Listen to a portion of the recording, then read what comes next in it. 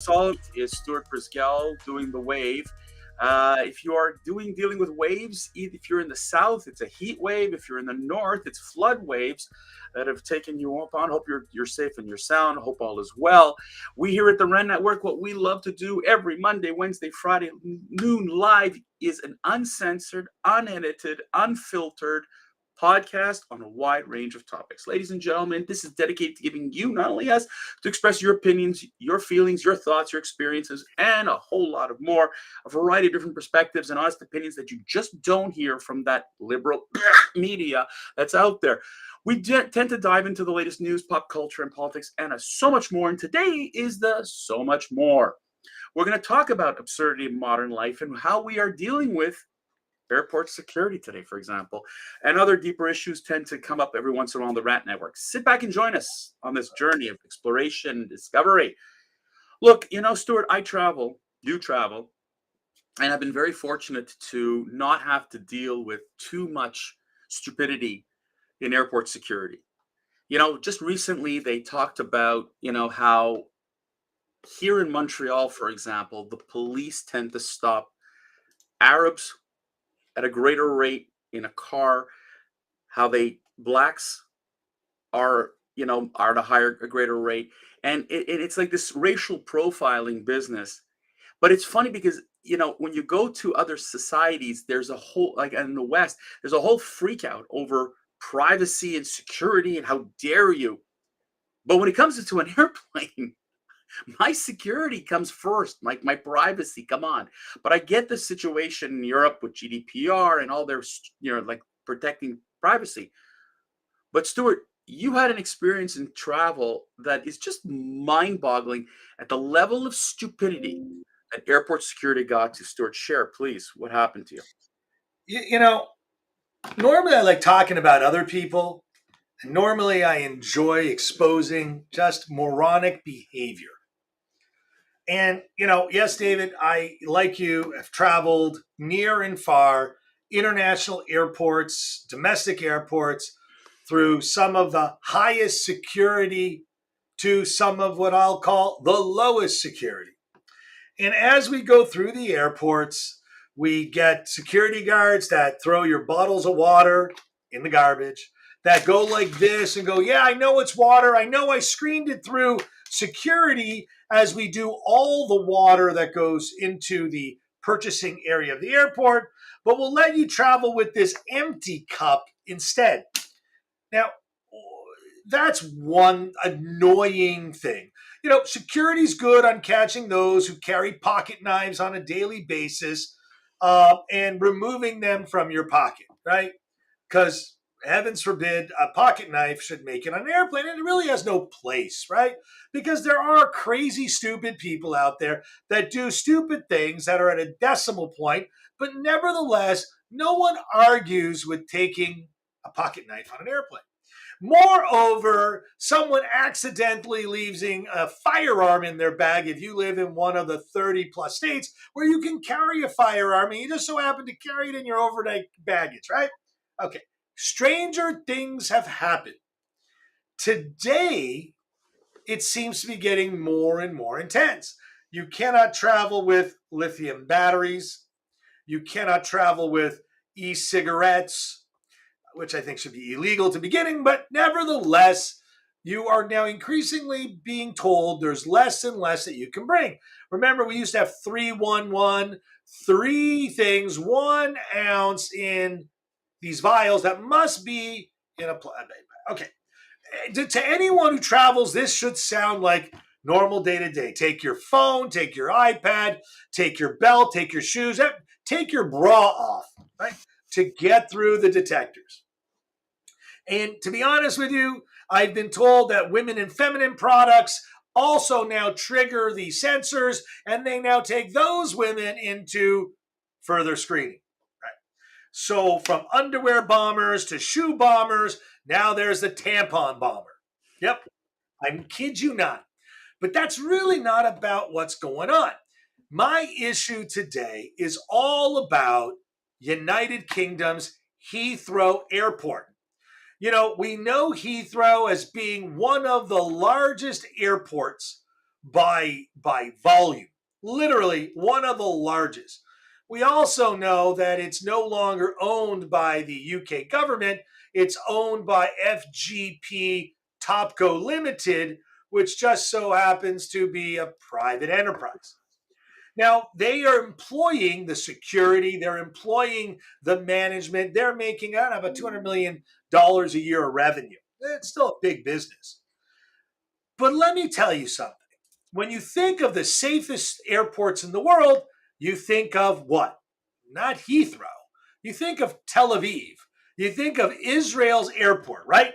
Whether you're boarding on an Israeli bound plane in Italy, United States, Canada, or London, their airport and their airport security, bar none, is the best. And you know what? In the United States, in whether you're Salt Lake City, Denver, Colorado, Frankfurt, Germany, I have been screened as a type 1 diabetic traveling with insulin. If people don't know what that is, it's a life safety drug that goes into a pump that 8.75 million people have to do every single day, whether by injectable, through electric pump, or manual needle. So it's not like I'm a one-off. 850 million people in the world have diabetes. Yet 8.7 need this life safety drug called insulin. And you know what? If you look at how many people are in a wheelchair, you'll see that there may be more diabetics traveling than there are wheelchair people. So we understand that there are disabled people that are visible and are not visible.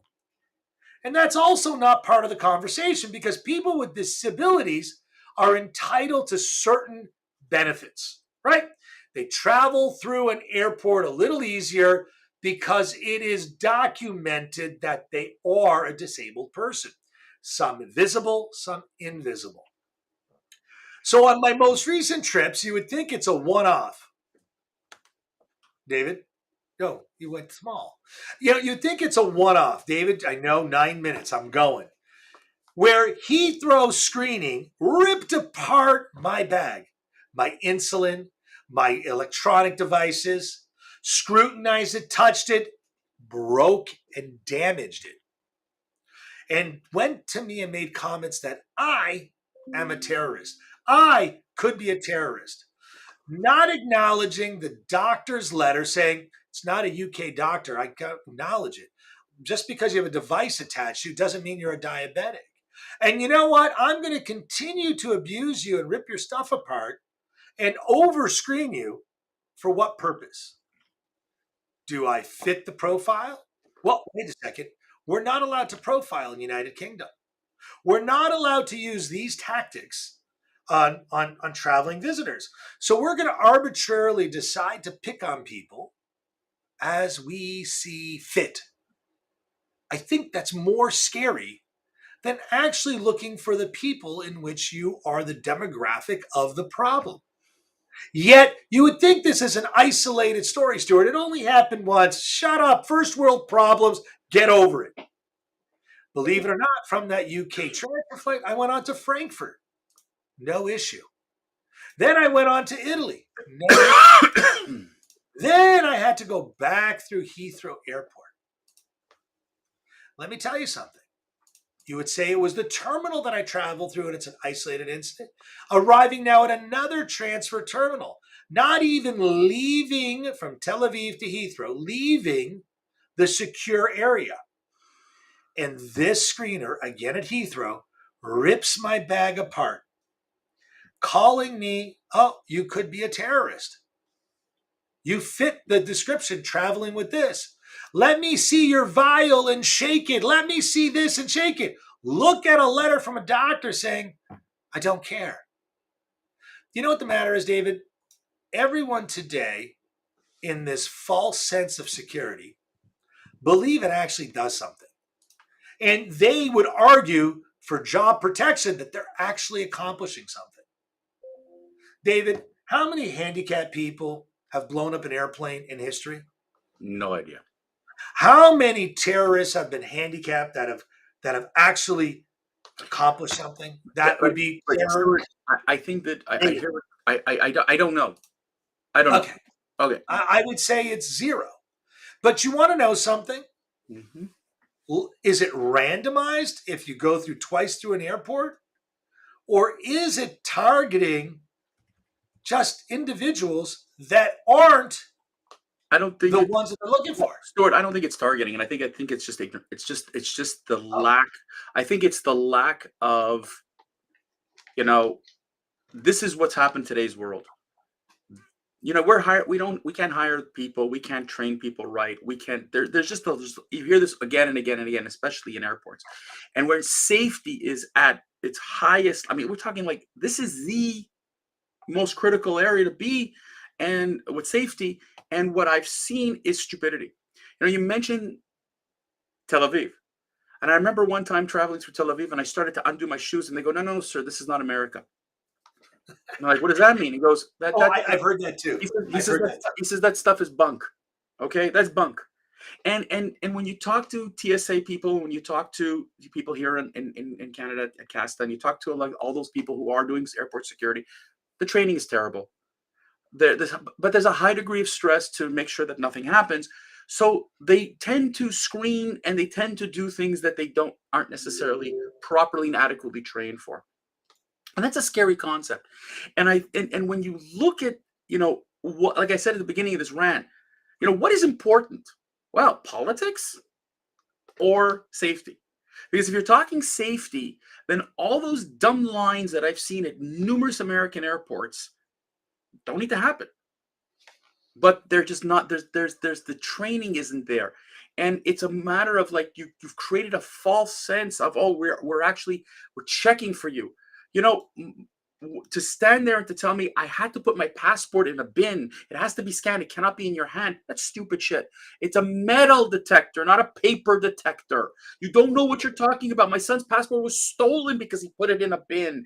They're like, this stupidity is unbelievable. And for them to go after a diabetic with a medical document, to me, I find that it just shows the excessive stupidity that is there and needs to be stopped. But unfortunately, who's stopping it? You know what? And these idiots, and I'm calling them idiots, poorly trained, poorly employed people.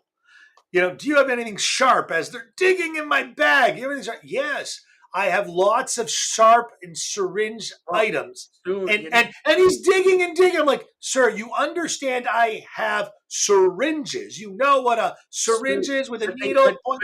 But Stuart, they're paid to do a job that they were trained, like I said, quote unquote, trained to do, or lack of training, and it's a sucky situation because I don't think that they're doing it right.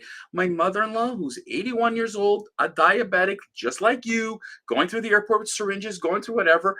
I mean, like, if you're gonna start saying she's a terrorist as she goes through with her wheelchair across the security, by all means, please, go waste your time and everybody's time on this kind of stupid crap.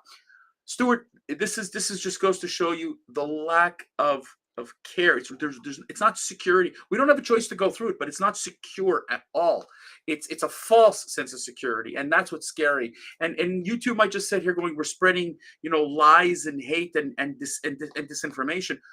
Please go through these airports, folks, because I've spoken to TSA people and I've spoken to people who are in security, and they've told me this is what it is. So. Anyways, now I just want to end it with this, David. Being a Global Card member, when I returned to the United States, I went through the entire process in 120 seconds. Yeah.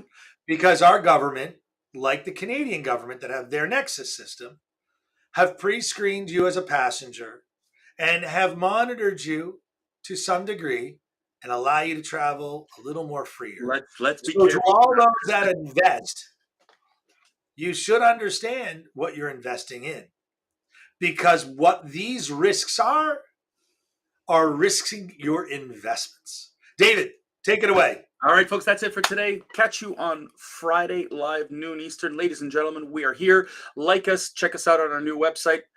Since Stuart ranted long, we'll have to end it here. Have a good week, everybody.